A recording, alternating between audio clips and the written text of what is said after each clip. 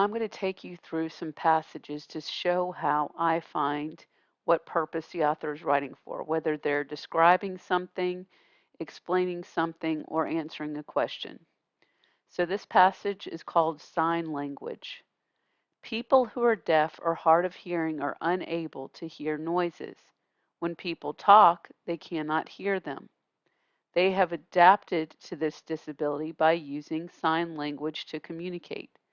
Sign language is the use of hands and arms to speak. Different hand movements can represent different words. Some words don't have a hand movement. Those words are spelled out. People sign these using the sign language alphabet. Names of people and places are often spelled out. So let's look at our first question. It says to identify how the author's purpose is mostly conveyed. So are they trying to answer a question? Are they trying to describe something? Or are they trying to explain something? So let's look back. You should never be afraid to do this. It's always a good idea. So they're describing the problem or the issue that deaf or hard of hearing people have. They explain how they overcome it by using sign language, explain a little bit more about sign language. So to me, they're explaining how sign language works. So I would say that is the answer for that. Okay, let's look at the second part. What is the author's purpose for writing this text? As I said, there's a lot of description about sign language here. So it makes me think that they are explaining how sign language works. So let me go ahead and fill that in. Okay. The author is explaining how sign language works. Okay. So let's go look at the next, if there's another question.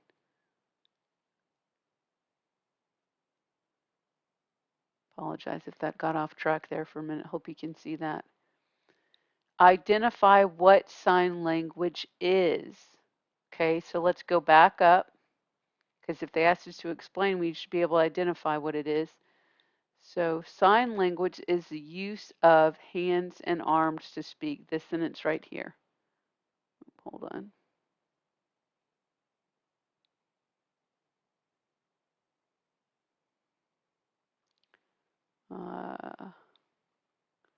I'm not going to be able to highlight that one, but this right here, sign language is the use of hands and arms to speak. So let's go down, type my answer here. Sign language is the use of arms and hands to speak. Okay, period. That's a complete sentence. All right, let's look at the next passage. This is about museums. Museums are incredible places to visit. They collect historical items and other important objects. People pay money to enter the museum and walk through the exhibits.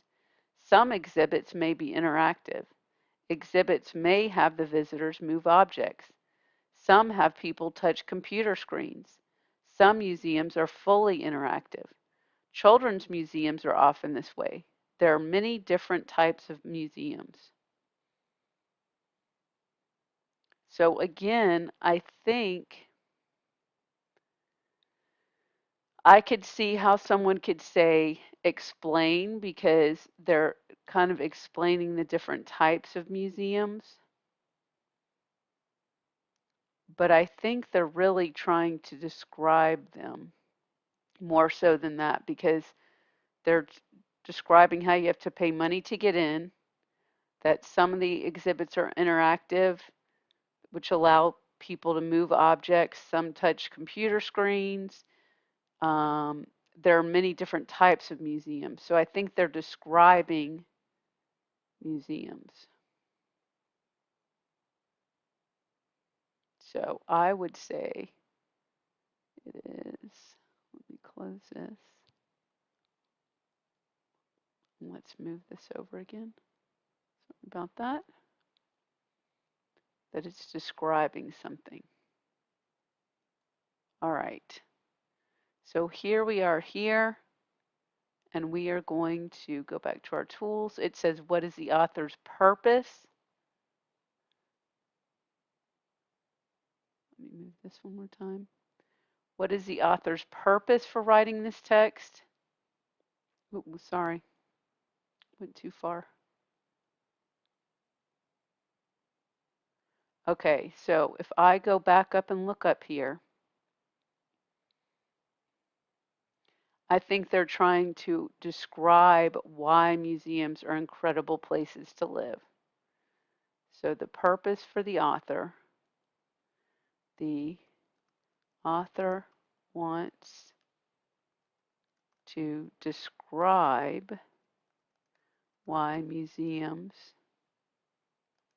are incredible places to visit. Okay. Now we're going to identify a few different types of museums. So we have children's museums, right, that they mention right here.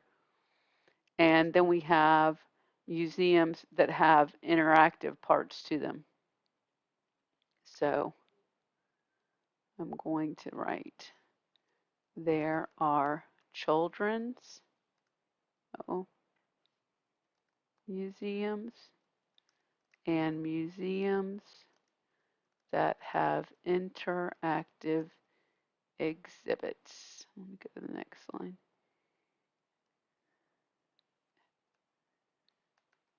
Okay. So I've identified the purpose of these and explained the purpose that the author had, as well as some information that was in these passages. We'll look at one more. This is how to swim. People need to practice swimming to do it well. The first step in learning how to swim is finding someone to teach you. They will tell you what the steps are for swimming. Breathing techniques are the next step to learning to swim. Breathing out and holding your breath while underwater takes a lot of practice. Accidentally breathing underwater can cause you to choke. Next, you'll need to learn how to move your arms and legs. Doing this at the same time will move you forwards or backwards. There are different strokes to learn. So we'll go down here. Identify how the author's purpose is mostly conveyed. So in this, I think that they are really trying to explain to you why people need to practice swimming to be able to do it well, so that you don't have problems. Let's try this again. So you don't have problems if you're in the water. Let's move that over there. Explain something. There we go. Okay.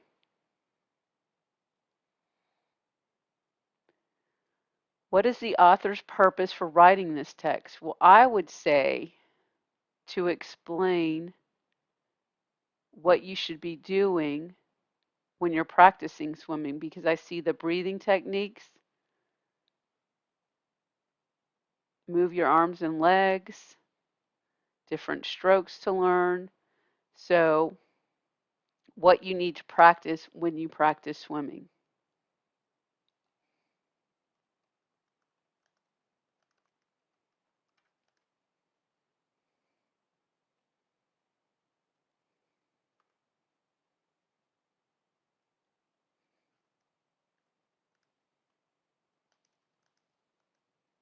And also the order of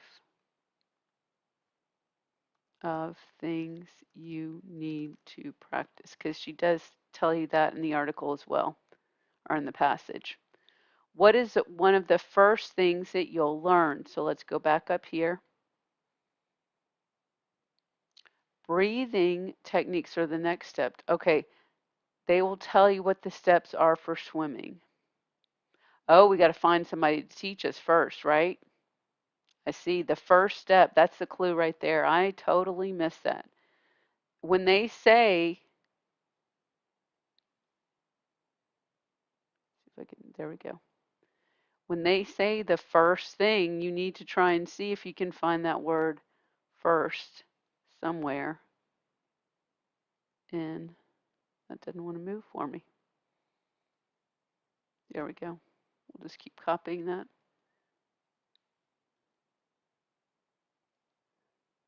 You need to look for those signal words. So that's what they said right there. So we need to find somebody to teach us. The first thing